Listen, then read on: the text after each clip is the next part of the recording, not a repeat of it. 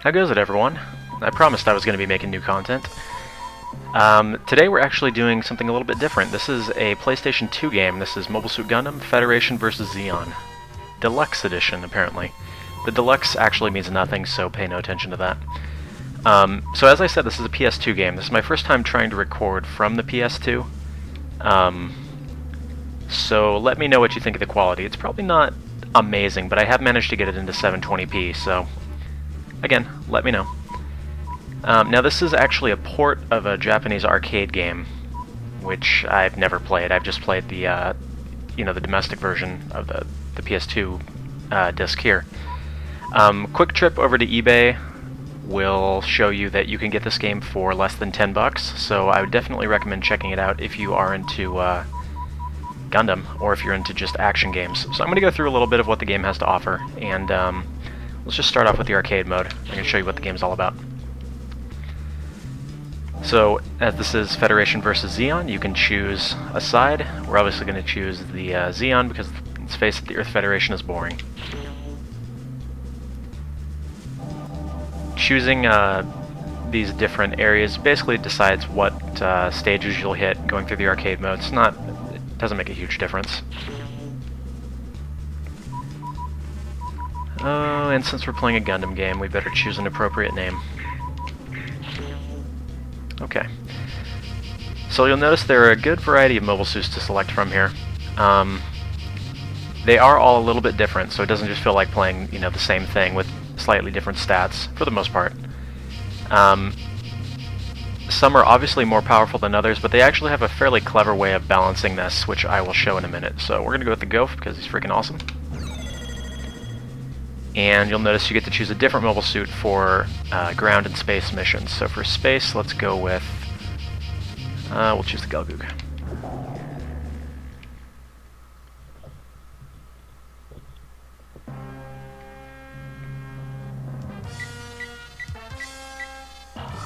Enemy units in the desert. Now you'll notice the game is fully voice acted. It's using the dub actors. There's no Japanese language option, and these are the actors from the new dub, the one that came out in the 2000s. There was actually a dub of Mobile Suit Gundam movies that was out in the 90s, which was quite a bit better than the later dub, but at any rate, it's cool to have voice acting. So this is what the game looks like. You'll notice it looks alright for a PS2 game. And basically, your goal in this is to get the enemy's battle strength down to 0. So you'll notice the bars at the top left of the screen. The green bar represents your strength, and the orange bar represents the enemy's strength. It's fairly straightforward. And what this means is that your unit can actually go down, and you'll still be okay. You'll just use some battle strength. So just deaths on their own are not actually the worst thing that can happen to you. What you have to watch out for is taking too many deaths. And what I was talking about with the balancing of the mobile suits earlier is that... Oh, look at that. It's actually kind of hard to commentate and play at the same time, this kind of game. But what I was talking about earlier with the balancing the mobile suits is actually that what they did was make the more powerful mobile suits cost more points, essentially. So, obviously if it were a one-on-one fight, certain mobile suits would be much better than others, but you can sort of balance it out a little bit in this way. Whoa. As far as controls, you have a shoot button, a melee button, and a jump button. And that's about it. Which melee combos you perform are basically dependent upon situational factors. So if you're jumping, you'll do a different one. If there's an enemy behind you, you'll do a different one. If you're dashing forward, you'll do a different one. That sort of thing. You do have a couple of weapons with most of the mobile suits. Enemy contact at Great Canyon. And again, this is going to vary depending upon which one you've chosen. And you'll notice there's a boost meter. Pops up on the bottom of the screen there. Basically, you can't just keep flying forever. And a lot of the game is dependent upon dodging. Now, the different mobile suits are going to have different strengths and weaknesses. Obviously, the Goaf is going to be a close combat type of mobile suit, so I'm going definitely for more melee kills here. And all in all, the control actually feels pretty tight. It can be a little bit unresponsive sometimes, but I actually view this as sort of a positive, mostly because, you know, if you watch Gundam, they're supposed to be giant mobile suits, basically, right? So they're kind of lumbering and a little bit difficult to control, and that's kind of captured here. I think they did a very good job of, you know, capturing that factor. So they don't, you know, it's not like just moving a person around. It's a little bit less responsive than that.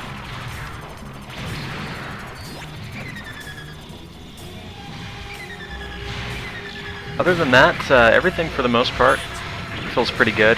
It's obviously arcadey, so there's not a huge amount of skill involved, but certainly the better player is always going to win over a less experienced player. Got saved by my teammate there.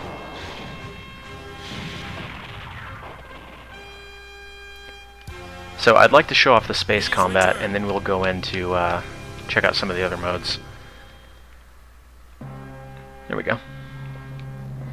So one of the things that you have to keep in mind when attacking an enemy is that the crosshair can change back and forth between red and yellow.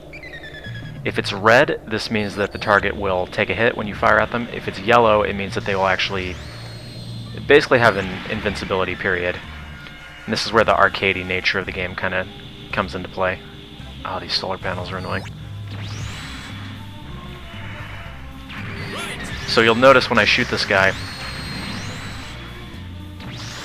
well, sometimes he doesn't get staggered. Let's see here. Might have to get some guys that are a little bit stronger so they don't die instantly to my attacks. Okay, here we go. So I shoot this guy. You notice the crosshair turns yellow. During the period when the crosshair is yellow, he's actually going to be invincible. And this makes things a little bit tricky if you're going for pure melee, because essentially they're going to have a chance to get up and attack you when you knock them down. It's honestly sometimes becomes a minor annoyance, but it's not game breaking. I mean, it is part of the game mechanics. And honestly, it can save you from getting ganged up on.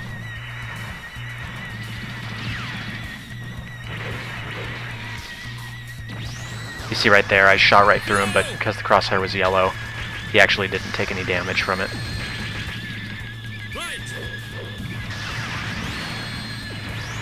That should do it.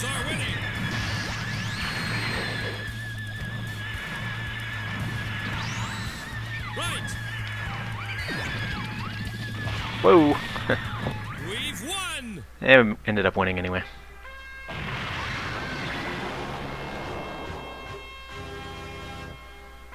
Please return. Okay, so let's go ahead and hop out of this as soon as I get to the next mission, and I'll show you guys some of the other stuff you can do.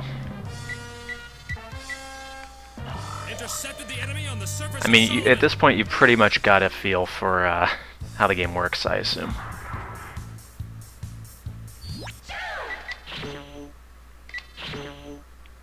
Alright, so there's a versus mode, which you can do up to, I believe you can do up to 4 players if you have the multi-tap or whatever, but you can do 2, you know, easily.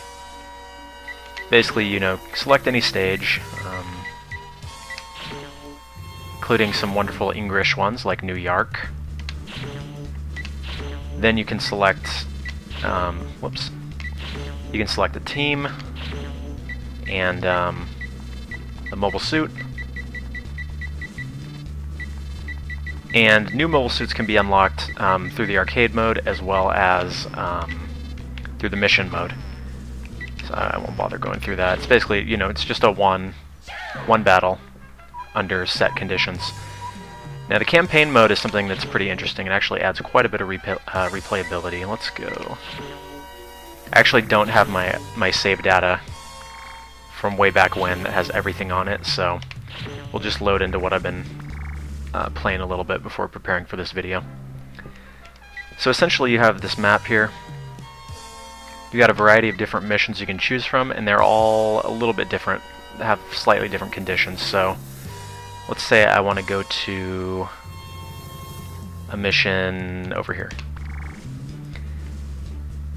Mission objective is destroy 5 Medea as they pass through the operation area. That doesn't sound that exciting. Enemy battle strength at 0 basically just means it's like playing a regular match. Let's find one of these that looks interesting. Well, all of them pretty much look the same at this point, so let's just go with this one. And what actually happens in these, over the course of them, you actually end up in situations where you're encountering various story characters. So, you know, stuff that's coinciding with the plot of the original Gundam. Which, again, makes the game a little bit more interesting if you're into the series. So at certain points, you know, you'll run into Amuro or Char or various other people.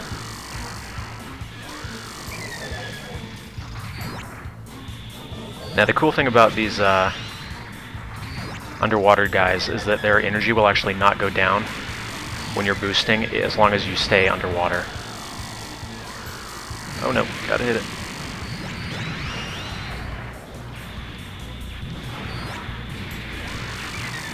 Now these enemies are basically just going to keep coming until I wipe out all 5 of the ships that are flying through the field.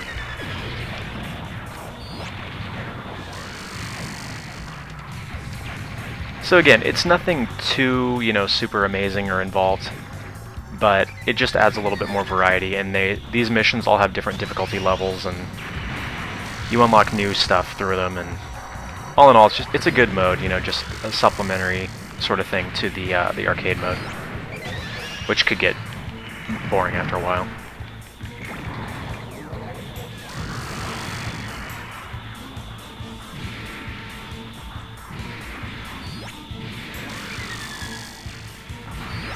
Just about finished with this one.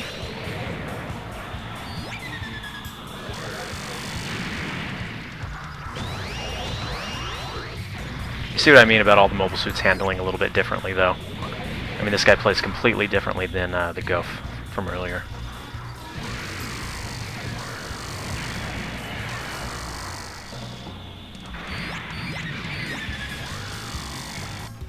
Got it. So there are various different types of missions in here. You know, destroy things as they're passing through the battlefield, enemy battle strength 0. There are certain ones where you just have to basically survive for a certain amount of time. Ones where you have to protect the target for a certain amount of time. You know, it's basic stuff, but again, it's always a little bit of variety and a little bit entertaining. So that before I quit, let's actually show off some of the Federation mobile suits because I haven't gotten a chance to do that.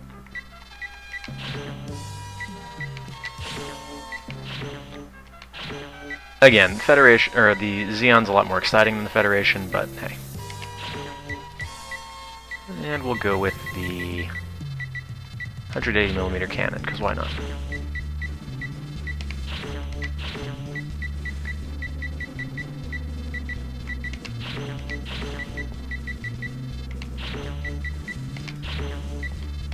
Alright, let's do it.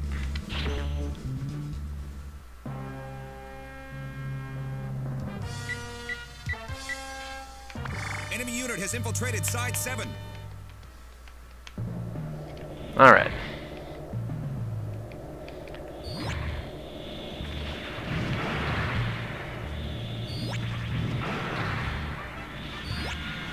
So some more mobile suits are going to be more flexible than others. Actually, you'll notice that the ones that tend to be weaker will actually have more options as far as equipment and such. So with the Gundam Ground, I can choose from like 5 or 6 different weapons, all of which, you know, were shown in this show. Same thing if you choose the Zaku 2, you know, it's got a lot of different equipment you can choose from. And all in all, you know, if you're looking for just an arcadey sort of giant robot game, this is a good way to go. especially, you know, if you're a fan of the Gundam franchise, or just Japanese mecha in general.